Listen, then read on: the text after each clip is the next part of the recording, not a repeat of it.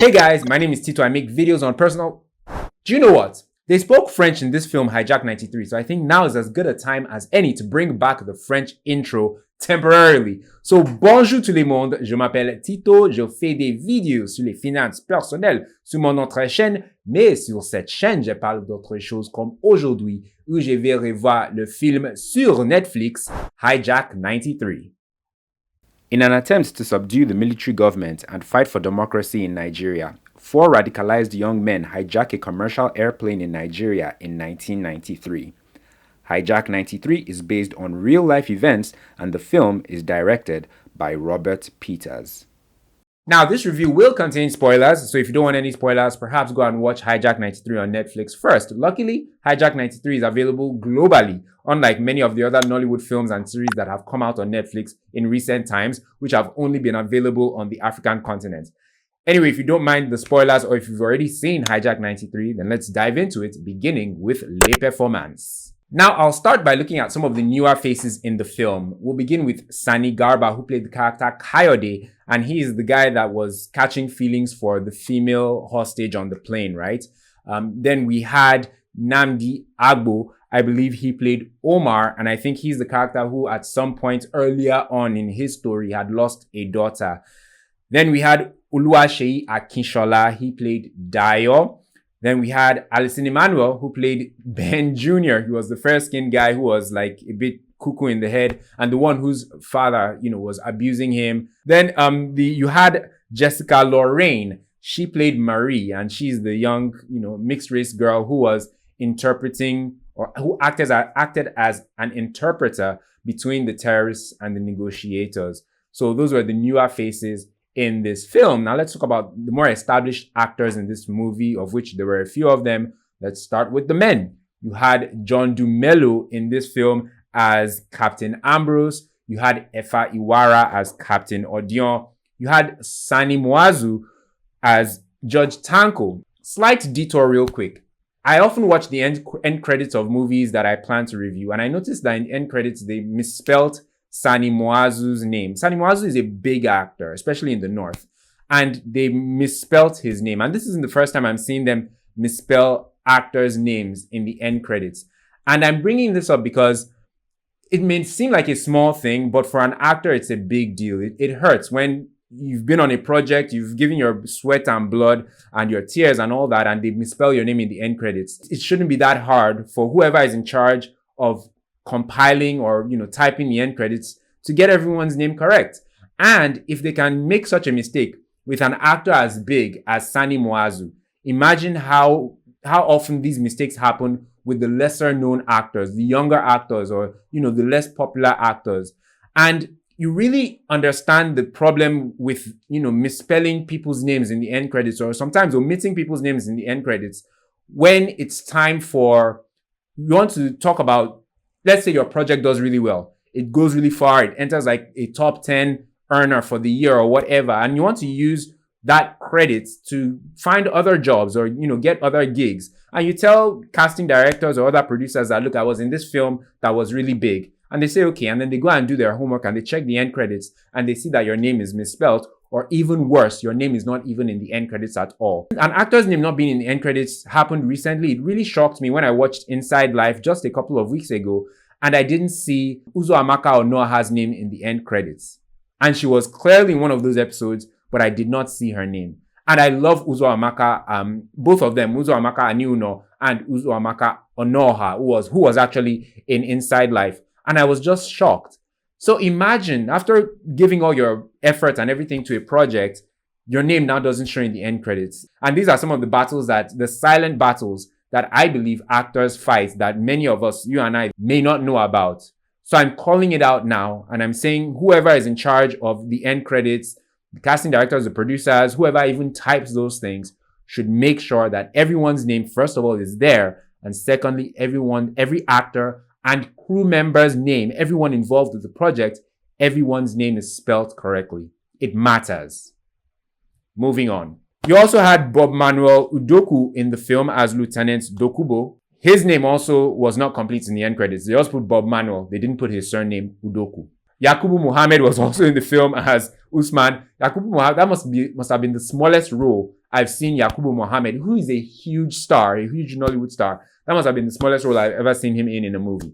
Kalu Ikeagwu was also in it as Ben Sr. And of course, Sam Dede was in the film. Now to the more established actresses in the movie. You had Sharon Ooja as Ada. You had Nancy Isime as Iyabo. Jemima Osunde as Timitope. Idia Aisien as Ese. And Ego Nwosu as Reverend Sister Lola. Now, about the acting generally, I'm going to just group everybody together with regards to the performances in this film. Some were better than others. Some performances were better than others, quite all right. However, the acting generally was nothing to write home about. That's what I'm trying to say, right? Because you can only do so much when the writing is questionable and the character development is pretty much non-existent. I often say you cannot outact bad writing or bad character development. Even the dialogue wasn't rich. It was quite poor. So when the character development isn't there, the writing is poor, the dialogue is kind of whack, what does acting want to do to shine in a film, either individually or collectively? So yeah, that's about it in terms of the performances. Let's move on to Ce que j'ai aimé. What did I like about Hijack 93? Ladies and gentlemen, nothing. Rien. Ce que je n'ai pas aimé. I feel like the character development in this film was pretty much non-existent, and that was a huge miss, because with films like this where it's a hostage situation or they're hijackers, right? Typically, they zone in on a couple of key characters and you understand their motivations, and it makes you more invested in the characters and in the larger story. But that just didn't happen with this film. There's just so many characters all spread across the movie, and we never really got to know any one of them, or we really even didn't know whose story was being told in this film. Another thing is that the antagonists in this film, the hijackers, they didn't inspire the requisite fear that hijackers typically have in films like these. These guys didn't look scary. They didn't sound scary. There was just nothing that inspired fear. And I was surprised how, the hostages, especially seeing as there were a few soldiers amongst the hostages, didn't easily overpower these guys. Also, one or two implausible things. One in particular was the negotiators orchestrating for food to be sent into the plane and for the diplomat's son, the foreigner, the expat guy, to eat food that, slightly poisoned him and caused them to evacuate him from the plane. First of all, how would they, how did they know that the pack of poisoned food would get to him? There was no guarantee that any food that was poisoned or intended for him was going to get to the expat guy. Next, them trying to humanize these hijackers. A hostage situation or a hijack situation in mid-air is one of the most terrifying experiences anyone can go through in life. So the filmmakers trying to make us like these guys or sympathize with these hijackers, it didn't compute in our brains because it just doesn't happen that way. Typically with films like this, with a group of hijackers, let's say there are 4 hijackers, 3 of them are really bad guys. They're really crazy. They're really, extremists. While one has a bit of a conscience and, he's the one that the hostages try and appeal to let them go or to change the mind of his colleagues. But with this film, it was the other way around. You had 3 guys who were, semi-nice guys. They weren't, all the way bad guys. But there was that one guy who was cuckoo and wanted to see it to the end. And that was, Ben, the fair-skinned guy who accidentally popped the young lady. The final thing that I didn't like about this film, continuity was off. The continuity in this film was off. If you remember that part where they said, there's probably, or it seems like there's still a secret. They didn't even say secret. It's like they evacuated the other soldiers at some point, but then the air hostesses spread the rumor that there was one more soldier on the flight. So they say that, and then in the very next scene, I think the scene where the woman is giving birth, there is a soldier in full uniform in that scene right there. So I was like, is that not the soldier that people said, you are looking for? Speaking of continuity, them trying to portray 1993 or the era of the early 90s. From the start, I wasn't even looking out for that because I didn't think they were going to get it.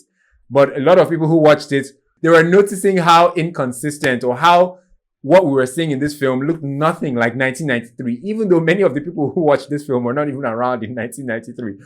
But I do agree, this film was not giving 1993. I mean, skull caps, or what were those guys wearing? You know, the headgear thing were not a thing in the early 90s.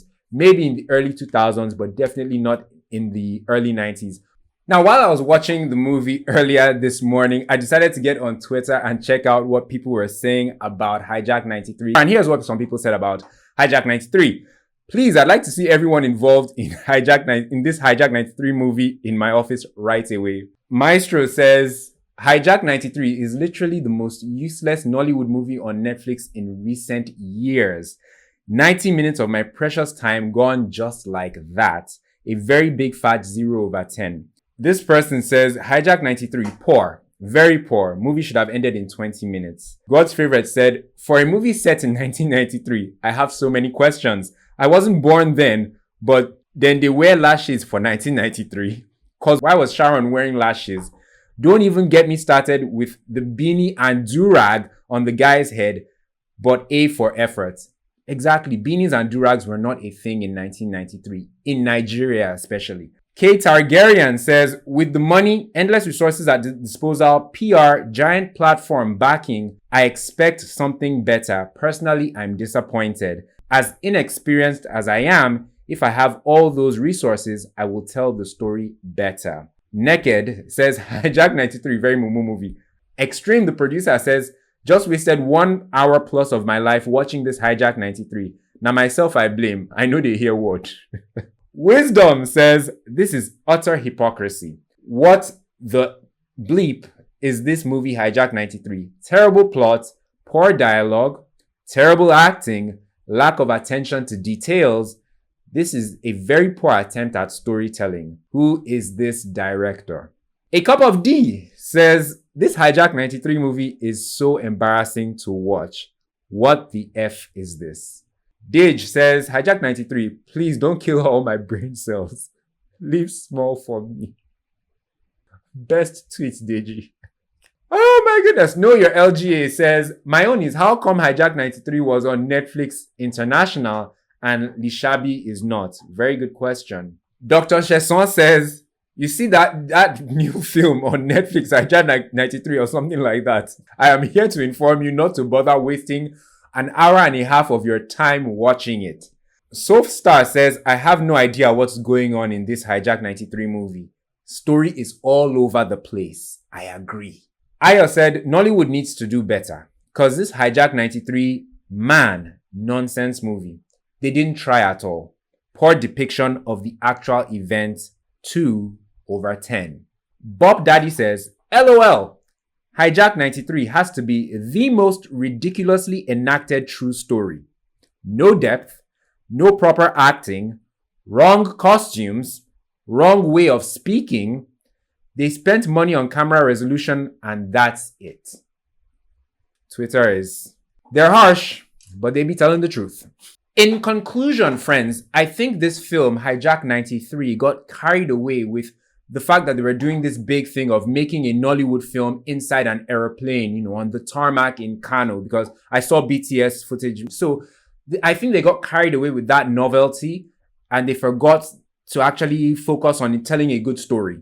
And at the end of the day, I think that it all came down to narrative structure. This film felt all over the place. And narrative structure essentially is the order and presentation of the parts of a story, the sequence. And narrative structure encompasses things like, it encompasses a few key things, but majorly 5 or 6 things like the plot, the conflict, the tone, the character of the film, and the point of view of the movie, as well as the setting. That setting thing was a major lapse in this film. Because, when I say setting, I don't mean the plane and the set design. I'm talking about the setting of what was happening in Nigeria in this film.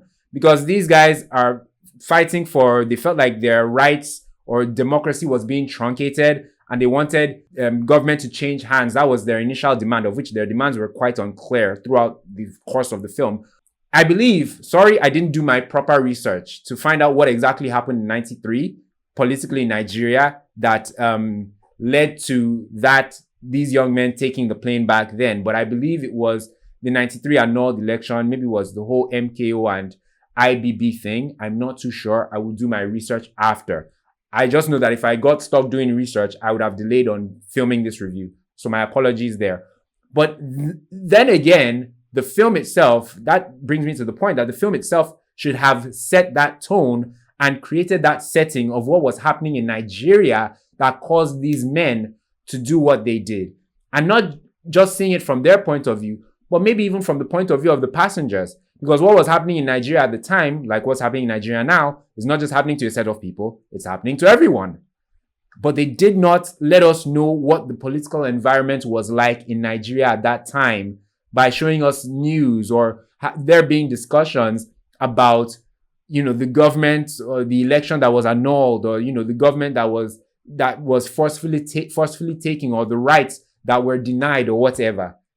They didn't do enough to establish all that or to set the scene in a larger sense. So, like I said, narrative structure of this film was all over the place, and this film missed the mark on a number of accounts.